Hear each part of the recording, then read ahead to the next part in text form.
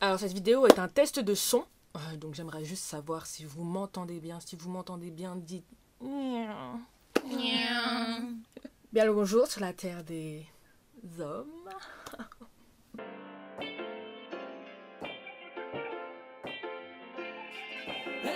Bienvenue dans ce nouvel ère, bienvenue dans mon univers. On te ramène une perspective, l'invisible devient perceptible. Ya ya, d'ici mène des bimbéas. Mais qu'est-ce qu'elle raconte celle-là? Kira, frère, tu fais quoi? Kira fait quoi, Kira fait quoi? Kira fait quoi? Kira fait quoi, Kira fait quoi? Kira fait quoi? Kira fait quoi, Kira fait quoi? Kira fait quoi? Comment ça, Kira fait quoi? T'as qu'à t'abonner à ma chaîne Kira fait quoi TV. Tu allumes même la cloche, comme ça tu seras à temps. Après t'as Twitter, Instagram. Kirafiki. K-I-R-A-F-I-K-Y. Ouais, ça va. Aujourd'hui on se retrouve pour une vidéo beaucoup plus chill, donc ça veut dire que ce n'est pas un épisode de la phase de la déconstruction religieuse comme vous avez pu voir dans le titre. Vous n'avez pas vu MDR épisode nanani, parce que ce n'est pas un épisode, tout simplement. Bref, cette vidéo, on va dire que c'est une vidéo un peu annexe parce que ça concerne toujours, on est toujours dans un contexte ou dans un processus de déconstruction. Mais voilà, ça concerne la prière, donc ça, c'est pas une démarche sociolo-anthropo-religio, nanani, nanana, pour faire des liens et se rendre compte que non. Là, non, c'est pas ça, tu vois. C'est de la déconstruction, mais c'est pas genre, tu vois ce que je veux dire. Voilà. D'ailleurs, si vous aimez le concept, là, je vais ouvrir les commentaires parce que comme c'est pas la série, bah, il n'y aura pas à attendre jusqu'à la fin pour pouvoir commenter et se faire une idée du bail. Tu vois ce que je veux dire là, tu peux commenter, sauf si tu viens faire ton prosélytisme. C'est-à-dire que si tu viens sous ma vidéo pour dire aux gens de se tourner vers ton Dieu, ton commentaire va être supprimé. D'accord? Si tu viens dire que moi, nous, on est les meilleurs, ton commentaire va être supprimé. Je préviens déjà, comme ça... On est sur la même longueur d'onde et si tu sais que c'est ça ton but, bah tu peux t'arrêter dès maintenant, cette vidéo n'est pas pour toi. Et voilà, comme le texte, comme le titre l'indique, je vais parler de la prière parce que c'est une question qui m'a été posée. Et aussi elle m'a été posée dans le contexte de la déconstruction parce qu'on m'a demandé, donc maintenant que genre t'es plus chrétienne et tout, tu pries plus, si tu pries encore, tu pries comme moi et tout. Et donc aujourd'hui on va répondre à cette question, cette question qui est totalement pertinente, cette question qui a... sa raison d'être, cette question... Ouais, vas-y, je réponds.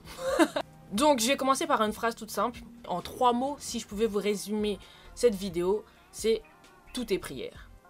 Tourne-toi vers ton voisin et dis-lui « Mon frère, tout est prière ». Tout est prière. Peut-être que là, vous me demandez comment ça, tout est prière, qu'est-ce que ça signifie et tout. Ben, écoutez, on va y aller, hein, je vais vous expliquer. Donc, pourquoi je dis ça? Bah déjà la manière dont on prie, la manière dont on considère la prière, bah ça dépend de la manière dont on définit la prière, tu vois ce que je veux dire. Donc ça c'est une première chose, donc déjà comment tu définis la prière. Et la deuxième chose c'est quelle est ta perception de l'être à qui tu t'adresses quand tu pries, tu vois. Donc voilà, à l'église on m'a résumé la prière comme étant une conversation avec Dieu, c'est quelque chose aujourd'hui que je considère toujours comme juste. Mais aujourd'hui je vais même aller un peu plus loin dans cette définition et je dirais que pour moi, la prière, je considère ça comme une interaction avec le divin. C'est quoi la différence? Je pense que dans la conception religieuse qu'on peut avoir, en fait, la prière, elle commence à partir du moment où, genre, toi, t'es attentif. Donc, à partir du moment où toi, tu prends le temps de dire que, voilà, maintenant, c'est ça que je demande. Maintenant, c'est là que je m'adresse au divin. Tu vois ce que je veux dire?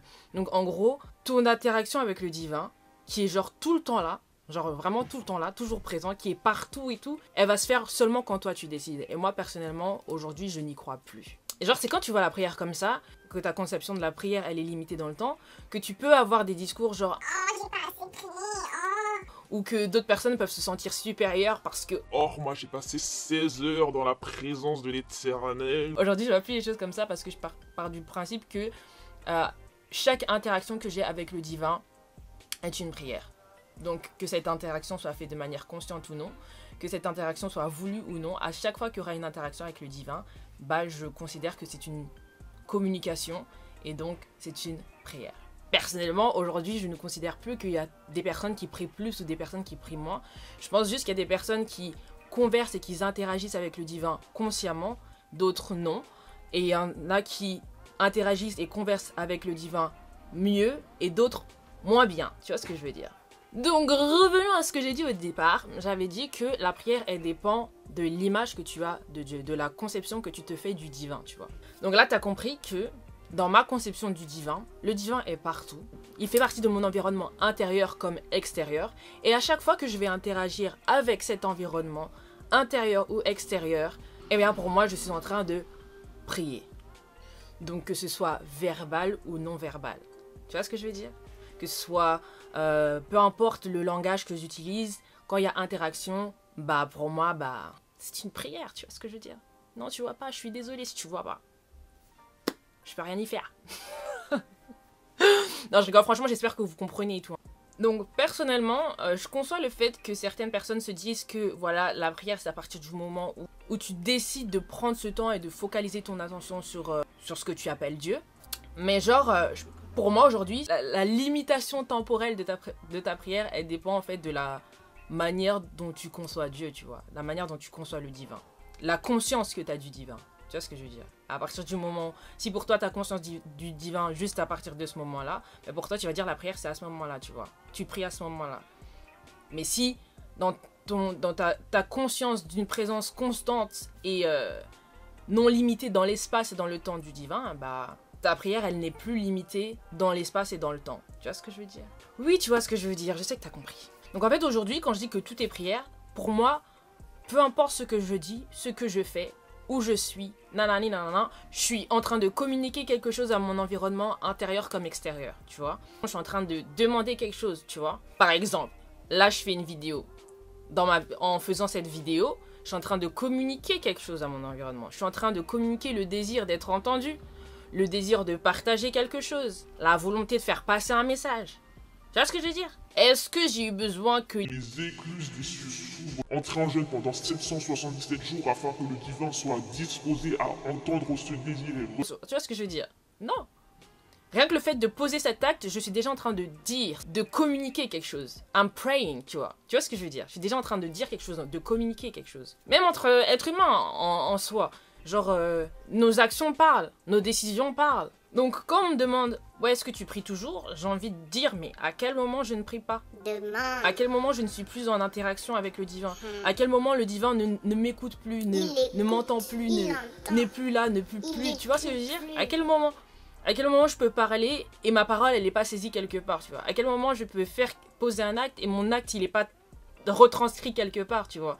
Genre, même quand je respire, il y a une interaction, tu vois, la vie, le souffle, tu vois ce que je veux dire? Il y a une interaction qui est pratiquement continuelle dans ma conception des choses, parce que on vous connaît, tu vois, ouais, tu dis, dans ma conception des choses. Et ça, c'est la manière dont moi je vois les choses aujourd'hui, tu vois. Après, quand je me pose et que je m'assois et que je prends le temps de dire que bon, vas-y, aujourd'hui on va se recentrer, ou maintenant on se recentre et tout, ou que je vais écrire ou faire ceci ou faire cela, je le fais pour moi, en soi.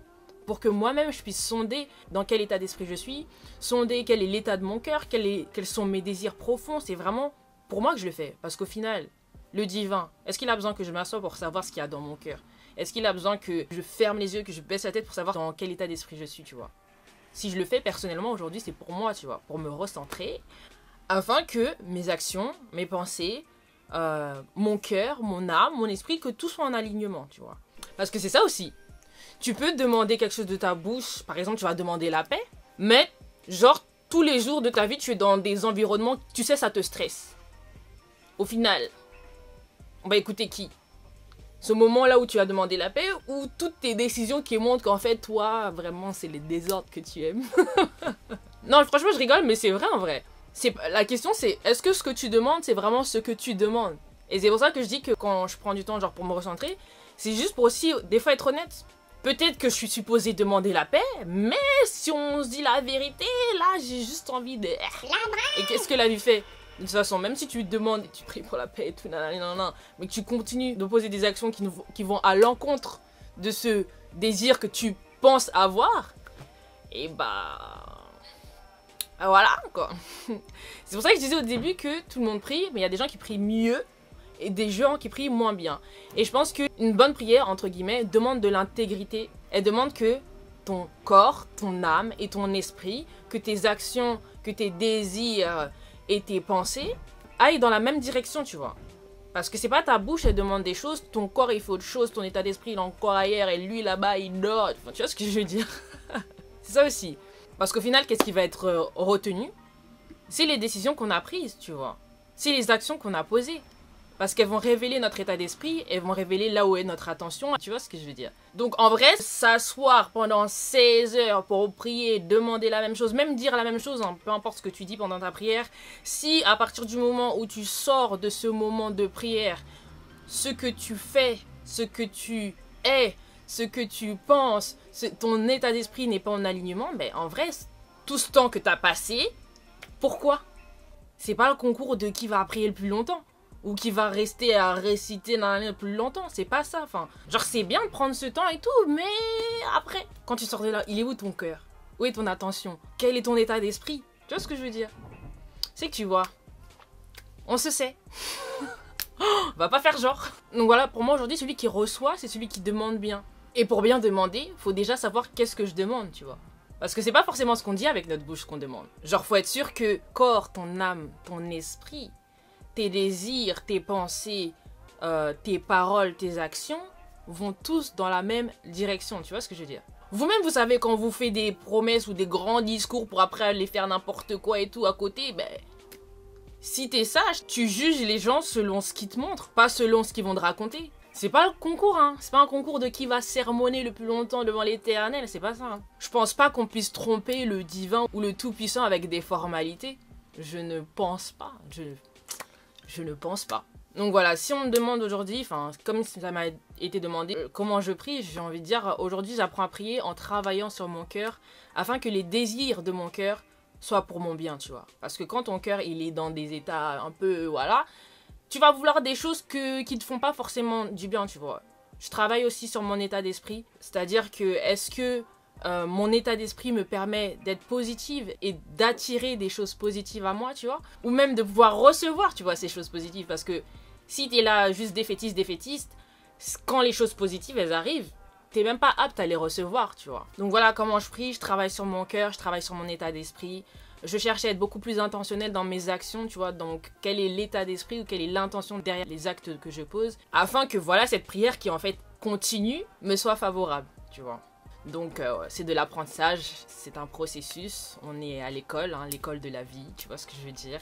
Donc la religion, elle va présenter des formes de prière, et la spiritualité, elle va chercher juste quel est le principe spirituel qui se cache derrière cette forme, quelle est la réalité derrière ce qu'on a appelé la prière, tu vois. Et puis voilà, quand tu vois ça, tu peux constater que selon des critères spirituels ou les critères religieux, bah, le jugement que tu auras sur la prière ou sur la vie de prière de quelqu'un ou sur ta propre vie de prière ou sur ta propre prière à toi, bah, il sera différent. Donc les formes, elles peuvent être nécessaires, donc ça veut dire que les temps pris, parfois même les positions, tout ça peut être nécessaire d'une personne à l'autre, d'un moment à l'autre dans ta vie, mais je pense qu'il y a plus et tout ça c'est vraiment là juste pour nous, tu vois, parce qu'au final, je pense que le Tout-Puissant connaît le cœur de chacun, le divin connaît le cœur de chacun, ce que tu appelles l'univers, la vie, whatever you want to call it. Il connaît ton cœur, il connaît vraiment ce que tu demandes. Il, elle, que sais-je. Ça va pas plaire à des gens, mais on s'en fout. Donc voilà, pour moi, celui qui prie bien, c'est pas celui qui passe sa vie à genoux, les yeux fermés, qui déchire ses vêtements, qui se roule au sol. C'est pas celui qui va utiliser un langage, un vocabulaire d'un empereur du XVIe siècle. C'est pas celui qui va parler fort. Il y a des gens qui n'aiment même pas parler. Et encore moins fort, tu vois ce que je veux dire. D'ailleurs, pourquoi tu parles fort? Où est ton Dieu pour que tu cries comme ça? Kira, c'est l'émotion, wesh. Ah d'accord, je comprends. Bref, on se recentre. Donc voilà, tout ça pour dire qu'aujourd'hui, dans ma conception des choses, tout est prière. Et celui qui prie bien, c'est celui qui vit de manière intègre et intentionnelle. Et ça dépend pas du fait d'avoir une religion ou non. D'ailleurs, attends, ça c'est juste pour la fin. Il y a un verset dans la Bible qui dit « Priez sans cesse ». Et on est d'accord que si tu vois la prière dans une conception religieuse qui la limite de manière temporelle, comment est-ce que tu appliques un verset comme ça? Comment tu pries sans cesse? Comment tu peux prier sans cesse? Si on est honnête avec nous-mêmes, si on se dit la vérité, dans une conception religieuse de la prière, ce verset est inapplicable. Et c'est pas faute de volonté, c'est pas faute d'avoir essayé, mais on est sur la terre des hommes, tu vois ce que je veux dire? Donc ça veut dire que... Ouais, tu vois ce que je veux dire, tu vois? Ouais, je sais que tu vois, mais bon, on va pas aller plus loin. Parce que j'ai déjà répondu à la question, tout simplement. Bon, donc voilà, c'était tout pour moi, aujourd'hui. Donc, pour ceux qui se demandaient... Alors, Kira, tu pries toujours. Comment est-ce que tu pries? Qui est-ce que tu pries?